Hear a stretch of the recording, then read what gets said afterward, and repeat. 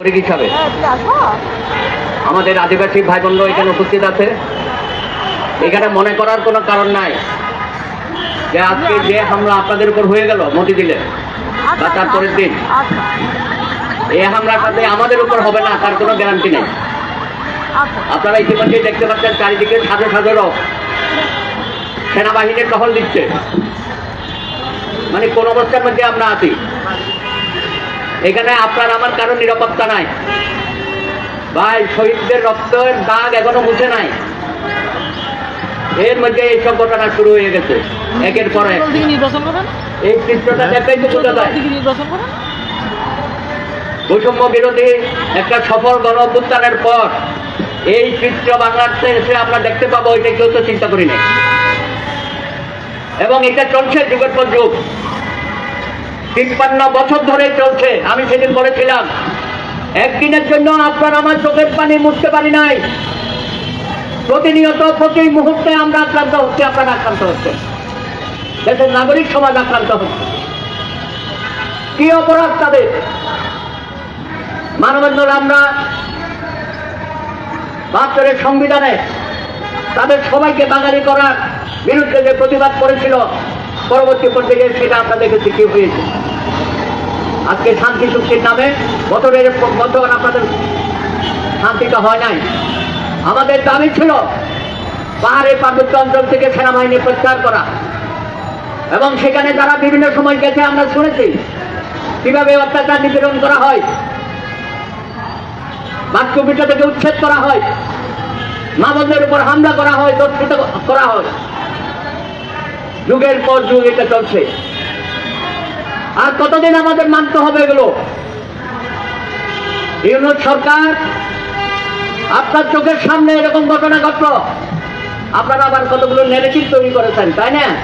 গত 15 বছর আমরা দেখি অতীত সরকারের অনেক নেগেটিভ আমরা বলি বক্তব্যে, আপনিও তো নেগেটিভ তৈরি করেছেন। এই ধরনের হামলাগুলো হলে বলে রাজনৈতিক হামলা, বা রাজনৈতিক হামলা, মা বোনদের উপর হামলা, বাড়ির উপর হামলা, মঠ মন্দিরের উপর হামলা, মাজারের উপর হামলা, বলে যে রাজনৈতিক হামলা। কি সুন্দর বয়ান! এই বয়ান এবার আর হবে না। এত বোকা ভাববেন না মানুষকে। আপনার লাঠি বাহিনীর যে কাণ্ডটা করলো, এই দেখেন না, লাঠির মাথায় পতাকা, সেই পতাকা পদদলিত করা হয়েছে। তাদের বিরুদ্ধে রাষ্ট্রদ্রোহ মামলা করতে হবে। আপনি নীরব দর্শকের ভূমিকা পালন করেন, পরের দিন আবার পিটালেন। এই আমার পুলিশ ভাইয়েরা, আপনাদের মন মানসিকতার কোনো পরিবর্তন হয় নাই। কি কারণে আবার পরের দিন জল কামান কাঁদানে গ্যাস লাঠি পেটা করলেন আমার ছাত্র যুবকদের?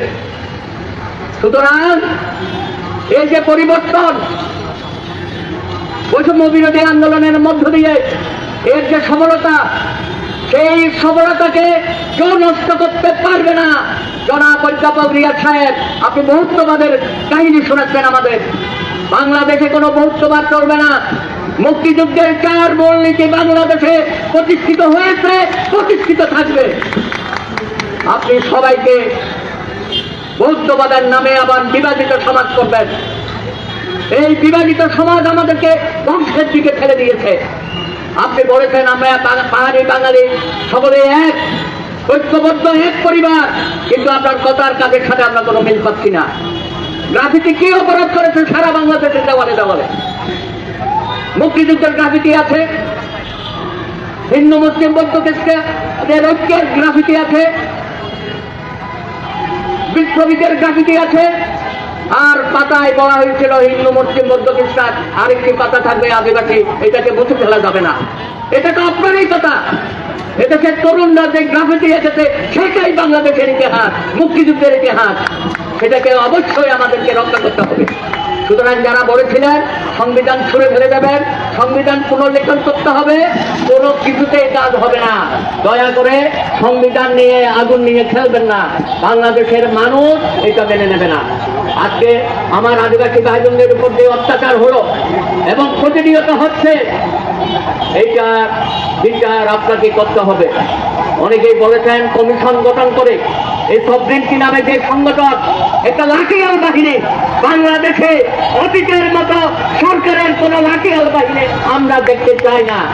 এটা যদি অব্যাহত থাকে, অতীতের সরকার যারা টিকতে পারে না, আপনিও লাঠিয়াল বাহিনী দিয়ে ক্ষমতায় থাকতে পারবেন না।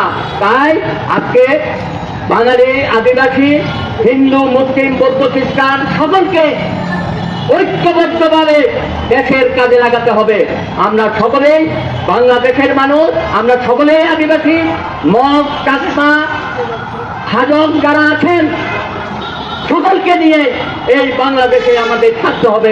উজ্জ্বল ভবিষ্যৎ আমাদের যেটা সৃষ্টি করে দিয়ে গেছে, তাদের সকলকে নিয়ে আমরা অগ্রসর হতে চাই। ধন্যবাদ। প্রিয় উপস্থিতি, এই পর্যায়ে সংক্ষিপ্ত আকারে সংহতি বক্তব্য রাখছেন ঢাকা বিশ্ববিদ্যালয়ের সমাজ বিজ্ঞান বিভাগের অধ্যাপক ডক্টর খায়রুল ইসলাম চৌধুরী। আমি সংক্ষিপ্তভাবে সংহতি বক্তব্য আকারে আহ্বান করছি। আজকের বিক্ষুব্ধ সমাবেশের সভাপতি, আমার সামনে উপস্থিত জাতীয় নেতৃবৃন্দ, নাগরিক নেতৃবৃন্দ, আদিবাসী ও বাঙালি ভাই ও বোনেরা, আপনারা ইতিমধ্যে শুনেছেন গত 15 এবং 16 তারিখে জাতীয় টেক্সট বুককে আদিবাসী একটি গ্রাফিতিকে বোঝার প্রতিবাদে আদিবাসী ছাত্র সংগ্রাম পরিষদের সমাবেশে যে হামলা হয়েছে, আমি আমার পক্ষ থেকে সেই হামলার তীব্র নিন্দা জানাই।